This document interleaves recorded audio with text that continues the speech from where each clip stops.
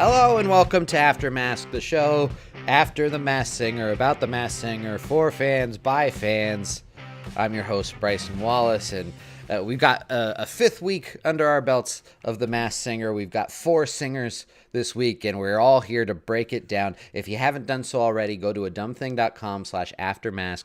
You know what you're going to find there. You're going to find the ability to join our Facebook group, the Masqueraders. Hello to all my fellow masqueraders. There's where you can discuss all of your lingering theories as we go about watching this television program. You're also going to find our full archive of After Mask episodes there. There is where you can see that Tina's been just calling T-Pain for weeks on end. The other thing that you can do is you can call our After Mask Hotline, 240-244-7266, at any time throughout your weeks, your days. If you wake up in a cold sweat with a theory as to who the lion is, call up that number, leave us a voicemail. We want to hear your theories, and we want to hear them in your voice. I'm going to bring Tina on as always. Tina, happy 5th week of Masked Singer. How are we doing this week? How do we feel about week 5 of the Masked Singer? Hello. Feeling good. Also feeling a little like, okay, we still got more than halfway through this season to go. Yeah, right. So how many episodes are we figuring that we have?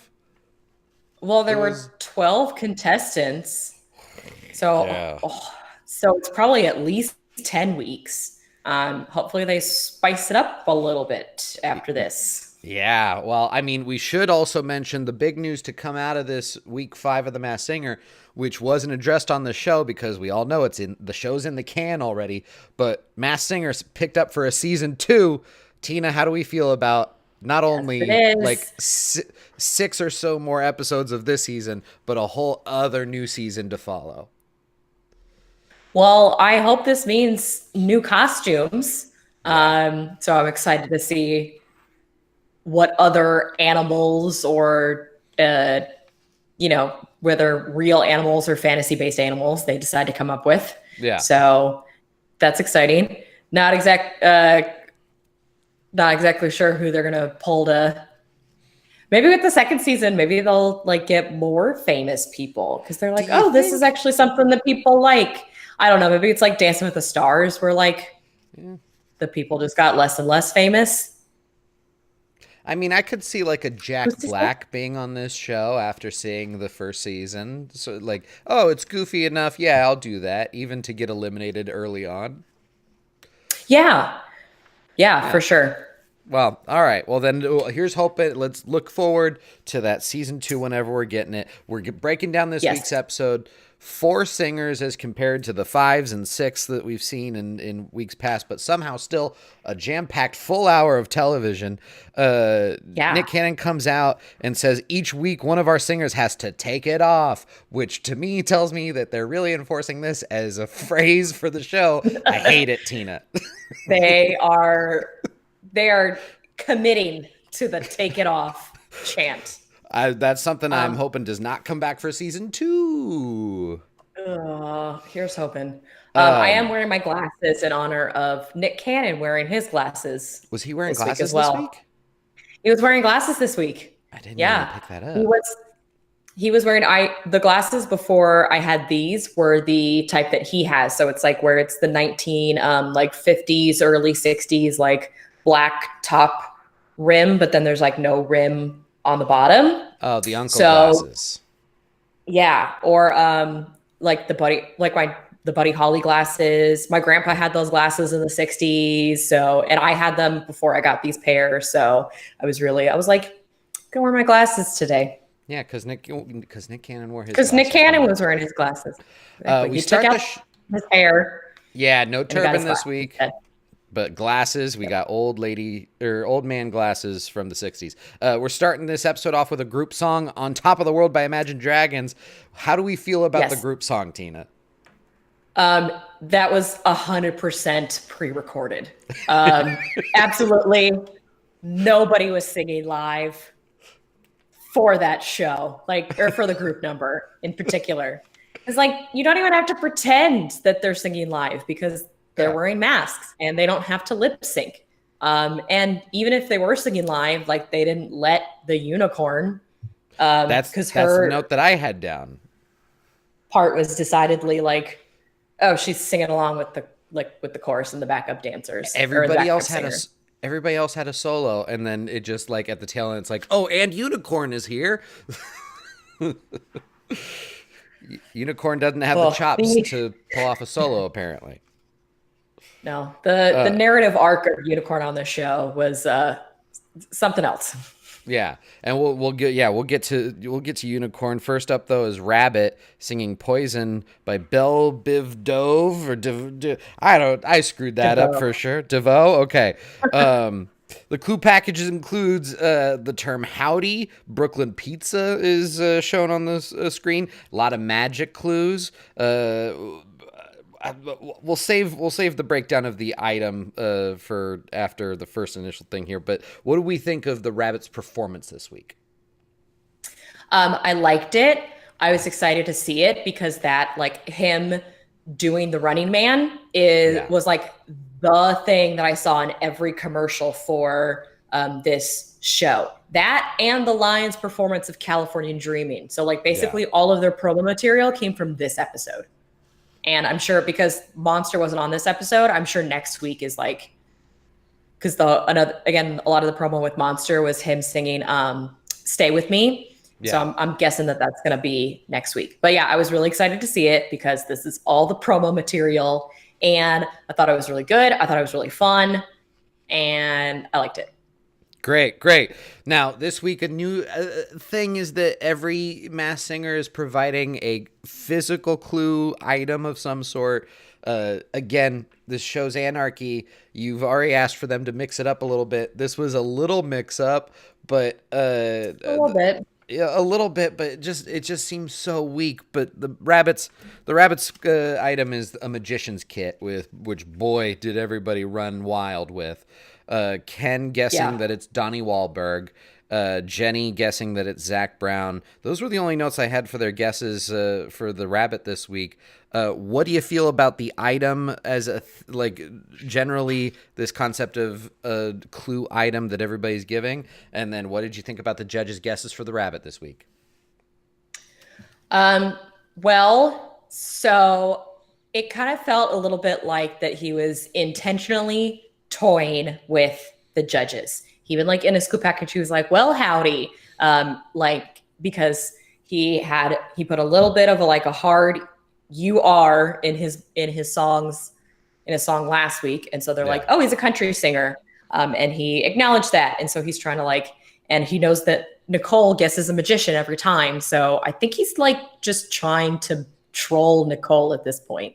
Yeah. Um, because they're like, I think the closest they've gotten is well, they were guessing NSYNC, the first week. Yeah. But then again, because they're kind of like, they can't just guess NSYNC every week. Yeah. But I think the closest guest was like Donnie Wahlberg.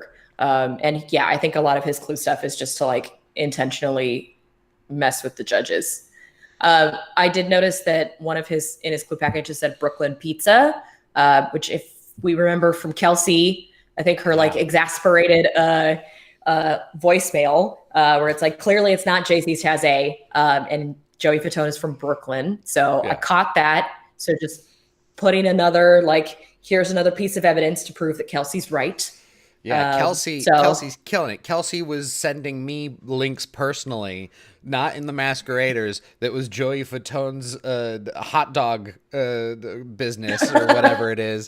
After the last time that we were talking about the rabbit, so thank you, Kelsey. You're very much so on the case, and I think rabbit, everything's coming up Kelsey on the rabbit here. yes, absolutely. Any? Go ahead. Go ahead. Oh no, that was it. Okay. That's just my finishing. Yeah, that's a real good finish. Yeah. So Joey Fatone, that's where we're standing with the rabbit here. Donnie Wahlberg is the only other one that people have mentioned because they think it'd be real cute for it to be Donnie Wahlberg, considering Jenny McCarthy's on the panel. But let's just keep it at Joey Fatone. Moving on to the unicorn singing "I Love It" by who's this by? I didn't write it down. Icona Pop. Icona Pop. There you go. Yes. A real screechy song. A real screechy song, I'll say. Yes. It's similar with like Thunder by Imagine Dragons. It is one note Yeah. and you just shout it real loud because it's a big like fuck you to my ex kind of song. Yeah. And yeah, that's about it. Now, the clue package for the unicorn this week, offering up performing in front of people was a big fear. We've kind of heard that already. Crafting and quilting was a big motif in this clue package. Unicorn babies come up again, which Kelsey's also hot on the case for the unicorn babies. And comes from the hills is mentioned again, which we had already gotten some other clues from. I put down here that the performance was clearly over a backing track. This was not just her shouting, but there was also a recording shouting happening. It's just a hot mess. It was just a hot mess, this performance. What were your thoughts? Yeah, I also in my notes I just wrote I don't care is just shouting. And yeah, it's like we already know that the unicorn is not like a great singer. I did like the kind of exchange between like Ken and Robin. I didn't write down why I liked it, but I liked it. Because like Robin is like, yeah, this was my song. And oh, I will say the story arc of this episode was like Ken being brought low because he didn't guess Margaret Cho last week, and then him like redeeming himself. And they just kept ragging on him the whole episode. And then of course the culminating arc, the culmination of this arc is that he guessed it correctly when the person got eliminated this episode. But yeah, it was just a lot of like the judges being real mean to Ken, and it was very unnecessary. I mean, they were building in like a subplot. This was like the B story of the episode. If the show is about a masked singing competition, this week's subplot was, like you said, the whole Ken Jeong saga. The item that's brought out for the unicorn is a typewriter. The unicorn offers up this typewriter has created a lot of magic, to which Nicole just once again just flies off the rails, suggesting that this might be a magician. Yeah, she had a better hair day this episode, but she had a worst, like just, it's a magician. It's a magician. Magician. Magician. Magician. So, She yeah. was all over it. Yeah. But yeah, when they brought out the typewriter, I was like, oh, that's probably her dad's, Aaron Spelling, because he's known for writing famous, for the, soapy 90210, soapy 90s teen dramas. So I was like, that's cool. Let's not skirt around it. Unicorn's losing this week, and it ends up being Tori Spelling. We'll get to the reveal later on. But so you actually picked up on the fact that it would possibly be her dad's typewriter. Because a lot of people were falling, and I think Jenny McCarthy did as well, a lot of people were falling for the idea of that just being her typewriter and that she had written books, which still led them to Tori Spelling. Yeah. Well, even if it wasn't like, I don't think my first guess was like, oh, it's an allusion to the fact that her father is a famous writer. But then at the end of the episode, it is revealed that was his actual typewriter. So I kind of like picked up on that. But I guess, like she's written books. Is it like, did she do one of the things where it's like she like wrote a novel, but it's mostly like a ghostwriter wrote a novel and then they slapped her name on it? Or did she write like a memoir? I'm not familiar with her writings. If anybody else is, definitely just blast Tina and I on Twitter if you really have to. Kelsey. Please. Please, Kelsey. Jenny guessing that this is Lauren Conrad, which after she saw the typewriter, she was like, I know exactly who you are. You're Lauren Conrad. No. Ken guessing Tori Spelling. This is part of the Ken overall redemption arc of this episode. And Nicole guessing Denise Richards. People are really hot on the unicorn being Denise Richards. Yeah, they really like stuck with that. I lost my sheen. And then they just took it as Charlie Sheen. So like they really hold on to very specific clues, which again gives us credence to the idea that this was all filmed in the span of like 3 days, Yeah. because it's like, oh yeah, when they said that yesterday. Oops, I mean I three mean, weeks ago. yeah. That clue that we heard 3 weeks ago. Um, yeah. Moving on from the unicorn, we'll talk about the unicorn more a little bit later. Um, Aliens up next. My note here is that the unsung heroes of this show are the men in black security guards that they have protecting the celebrities. Because Nick Yeah. Cannon's like, up next is the alien, and the security guards are just like back to the camera, bowing down to the alien for no reason whatsoever. So I just love these faceless, nameless characters on the show that are Yeah. forced to abide by these celebrities. Alien singing "Happy" by Pharrell Williams. What'd you think of this performance? Um, I thought it was okay. It didn't. I wasn't blown away by it. It wasn't as like, because I think her first week singing, I forgot what she sang, but it was also something where it was along the lines of like that she didn't really do too great, and I kind of felt it was more in that vein. Yeah. Um, or when she sang "Love Fool" last week, I thought that was better, and I thought that like this one was kind of like a backtrack. But I thought it was okay. Uh, and yeah, it's kind of like it's an infectious song. It's fun. Yeah. Yeah, absolutely. This is the kind of song that you would imagine seeing on the promotional materials for The Masked Singer, which I'm sure that they were going for. Clue package. I'd be remiss if we didn't go over this. Spent entire life under microscope, which again we've kind of already covered. Craved the simple life, which the judges really clued in on. That's hot was explicitly said, adding on to the simple life motif. And then just a straight up fake ass rattlesnake was given a close up at the end of the clue Yeah. package. The item being offered Yeah. up for the alien. Did you have something? No, that's it. No. It's just like, oh, here's like a rattlesnake that you put in your garden to like Yeah. trick an animal into thinking that it's real. Here's a Sky Mall dank rattlesnake. The item being offered up as a clue for the alien is a police badge, to which the alien says, "I've sworn to protect and serve." What are these clues talking to you about, Tina? Um, well, again, the snake stuff was just really just like confusing. It's like, Yeah. oh, it's a snake. Um, I do think a little bit of the like that's hot in the simple life. I do think is also intentionally trying to throw off the judges, because I don't think it's either Nicole Richie or Paris Hilton.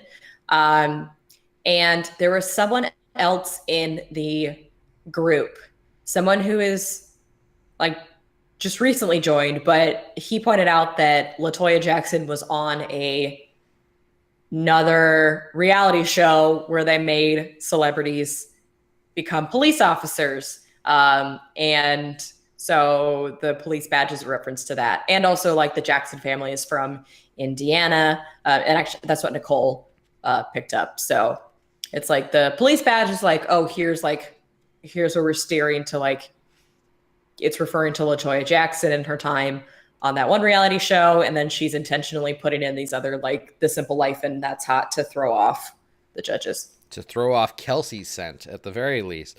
Jenny guessing Nicole Richie. As you said, Nicole hones in on the Jackson family and also offers up Paula Abdul. Robin guessing LaToya Jackson and Ken guessing straight up Britney Spears. Is that No, I think like Britney Spears is still like a fit woman, right? She's Yeah. like, but she's also had like 2 kids, and so she's not. I feel like that the alien is like Britney Spears 2002 skinny, which is like Britney Spears is still skinny now. Like she's definitely much smaller than me, but she's not like Hollywood's she's not 2002 Britney Skinny anymore because she's not like Okay. doing all the like, she's not doing the like, I'm a slave for you. So she's got to keep real like tight, like she used to All right. So when you're she was calling performing a lot. you're calling the alien real thin. You're calling She's you're call, very thin. you're calling the aliens slave for you thin. All right. I mean, Yeah. she is. She is. I'm not doubt. I'm not Yeah. negating you by any means. Yeah. So Yeah. Latoya Jackson seems to be where we're going with Alien. Are you comfortable with Latoya Jackson at this point?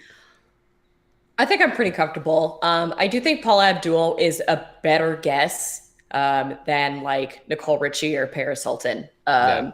in terms of because like maybe the police badge is a reference to Rhythm Nation. You know, well I guess Yeah. she wasn't necessarily a police officer in that one, but it's like that video was like military law enforcement I esque. mean, at the very least, Paul Abdul is an excellent suggestion for season 2 of The Masked Singer. Yes, So yes, she is. make it happen, Fox. That would be a good one. All right, moving on to the Lion. The Lion singing "California Dreamin'," which, as you mentioned, is just the song that you've been seeing in all of the promotional materials for this show. The clue package Absolutely. I had is fairly weak. As for it was more generic than the others. Wizard of Oz was mentioned as the Lion's favorite movie. TikTok, the Twister is coming was said at one point. Where do you personally stand with the Lion, Tina, and what do you think of this performance? I mean, I thought the performance was really good. I think again, like Nicole's signature lines are, "She's not a trained singer, and he's a magician." So, but I think, or no, she's not a professional singer, and so I think it was another one of those.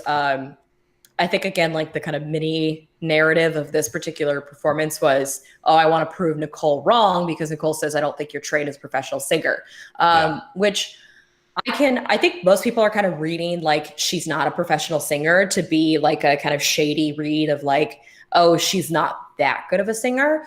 But like it could also just mean that like, you know, it's a celebrity who is not known for having a singing career. So, you know, I think maybe people can kind of lay off a little bit on like Nicole's, or at least like I think the Lion can maybe like relax a little bit with that, because like clearly she's good, but like I don't know, I have no idea. Um, the clues have been pretty generic.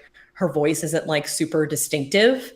Um, they were like saying, you know, they latched on with like TikTok, and Robin suggested Kesha. And I was like, is it Kesha? And I actually like rewound, the, I went back a couple to like listen for to maybe if it was Kesha, but I don't think it is. We've heard like Kesha's real singing voice with her last album. yeah, And like that voice did not sound like Kesha, and didn't really have like the same kind of like power and like raw like emotion that Kesha has. Like, yeah. have you listened to Kesha's I haven't. I haven't. latest album? It's like it's really good, and like some of it, it's like it's really like you can hear a lot of the kind of like hurt and pain in her voice, and like that line performing California Dreamin', like you don't hear that like hurt and pain in it. It's like here's a really like cool, neat way to sing a cover of the Mamas and the Papas. Yeah. So I don't think it's Kesha, but like I'm not familiar with her latest album. The only inside scoop I have on Kesha is that I interned at a place that she came to at one point, and when she left, all of us interns were tasked with sweeping up all of the glitter that she left all over the floors. So my yeah. my suggestion would be just check where the lion's been. If there's a lot of glitter that follows it, that I'm gonna tell you from my experience, that's Kesha. Yeah. Nice. Yeah. Robin also guessed Michelle Williams for the lion. Again, Robin needs to get off of the like Destiny's Child train. Like, no. She also like again like that voice did not sound like anything remotely near Michelle Williams. Yeah. Now, the clue package, very generic, very like non-specific, and then for the lion, the last item clue of the night for the lion this time is just a straight up scrunchie. What does the scrunchie do for you, Tina? Anything? Not really. No. And I put down I here don't because know. it was a white scrunchie, right? Because my note down here is that it Yeah. just looked like a tray of cocaine. When they pulled it Just, back, it had a little just like placard. get a little. Yeah, it had a placard that said scrunchy, but before I saw that, I just wrote down, "Oh, that just looks like cocaine."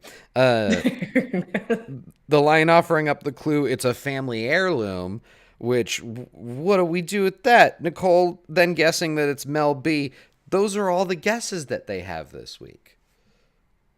Yeah, it was pretty uh I don't what's the turn of phrase I'm looking for? I don't know. We're all searching for water in a desert. Like it's real Yeah. we're having a real tough time with trying to figure out lion. Listen, Tina, I don't know if that's like a cowboy like idiom, but if it's not, it really should be. And if you just wrote that off the top of your head, I commend you. Now, gun to your head, who's the lion at this point? Who are you guessing? I, I mean, like everybody else on the internet is saying Rumor Willis, and Yeah. I'm like, okay, sure. I don't even think I've heard Rumor Willis talk. So I like, most certainly have not. so like, So, okay, like, yeah, sure. Internet for great. It's Rumor Willis. yeah. You got me. Um, so at the end of the episode, everybody's brought back out. Votes are had, however they're tabulated, and it turns out that the unicorn is gonna take it off, as they say on this show. The judges get their final guesses in. Robin's guessing Gabby Douglas. Jenny's guessing Lauren Conrad. Nicole guessing Denise Richards because she's really gunning towards that Sheen comment. And then Ken guesses Tori Spelling. Ultimately, it's revealed as Tori Spelling, which in the grand scheme of her storyline on the show, which is her just coming out of her shell, good on Tori Spelling, right? Yeah. Yeah, that seemed to be like the narrative. It's like they were kind of again, I think they were just like overly just like, "Oh, you were so brave for coming on the show." It's like, okay, like brave is a strong word. Like Yeah. um and it was just a little like I don't know. I was just like the whole time when they were like, "Oh, we love you so much and oh, we're so sad to see you go and you did so wonderful." And it's just like come on. Like You weren't telling this to Tommy Chong. Yeah, you. no, no, you weren't. Like, and she had about the same vocal range and like singing level as Tommy Chong. So, Yeah, and nothing against her or Tommy Chong for that fact. I'm not no, expecting them to entertain me. They entertained me by wearing a goofy outfit.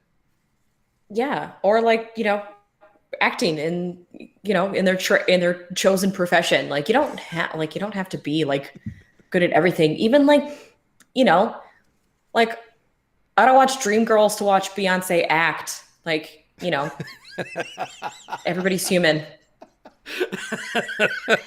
Even I'm Beyonce's sorry. human. Even Beyonce's Even human. Beyonce's human. Have you seen Dreamgirls? Beyonce's human. Oh, that's She's great. she's obviously like the best like most fabulous pop diva who has ever graced this earth, and you Hmm. all can fight me on that. um but yeah, she's not like an actor, and that's fine.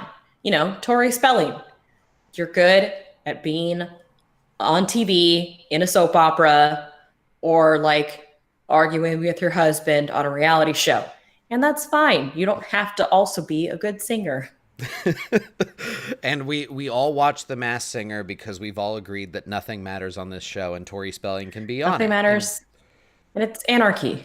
yeah, And We're really knows running what's with happening Alex. here? We're really running with Alex's hot take on the show. Now this wouldn't be After Mask if we didn't check in with the mask signer, the hashtag that you really ought to be checking on Twitter for all of the best takes. We collected a sampling of this. Tina did. She's the curator of the mask signer. But a lot of mask singer entries this week. That's the word I was looking for. We've first got contestant out of the box, judges, OMG, a boxer. Contestant magic, OMG, a magician, say the judges. And then just this lovely gif of Stanley from The Office. That's a good pick. Yeah, I think we talked about that last week too. It's like, they say like, it's the very like the surface level, like you say a word and they're, you say magic and they're like, it's a magician. So we've talked about this before, but I just really appreciated the inclusion of the Stanley GIF. Oh, absolutely. Then we've got Jenny McCarthy only gives Ken Jeong shit on The Masked Singer because she doesn't like to listen to doctors. That one is really good. that was so good. It was so good. Then remember Zero from Holes? This is him now. Feel old yet? Oh my goodness. Oh my. That's why he had a turban in the other 2 episodes. It was a little like. Oh. And then, you had sent me this one and I put it up because I was like, why the hell is this person guessing this? Then it came to me, this guess of, I think the alien is Trish Stratus. That's a mass signer contribution. Trish Stratus of the WWE. I realized afterwards that she was on the same show as LaToya Jackson with the whole rigmarole of the badge and everything. So that's why that person's guessing that. Not completely out of left field, but still not Trish Stratus. Okay. And again, it was another one of those where it's like, I don't know who this is. Did they miss? Oh, no, Tina, did I lose you? Oh, Tina, you just straight up froze. You straight up froze on me, Tina. I lost you. Tina, no. Tina, no. Oh, boy. What a disaster. We lose Tina midway through. I'll see if I can get her back. Oh, my goodness. Oh, geez. What a disaster. Oh, boy. Let's get her back on here. Tina, I got you. Listen, everybody, if you haven't done so already, go to After Mask's hotline at any time. That's where you can leave us a voicemail. I want to hear your theories. This week, we unfortunately did not get any voicemails. That's right. No voicemails this week. Not a single one for me to be able to play for you this week, but I want to hear your thoughts. I want to hear your theories over at the After Mask hotline. Leave us a voicemail. I want to hear from you. I'm hoping that I can get Tina back. The other thing that Tina uncovered this week in her curating the mask signer tweets to share with all of us here on After Mask is a big super user of the mask signer, and it turns out that one Jenny McCarthy herself is a frequent user of the mask signer. Here you can see a whole list of just lovely Hall of Fame worthy tweets from Jenny McCarthy. Even if they're just straightforward enough, it's a nice little thing for you and I and Tina to all keep in our hearts that she too is a frequent user of the masked signer. That's going to do it for us. If you haven't done so already, go to dumbthing.com/aftermask. And until next time, everybody, see ya!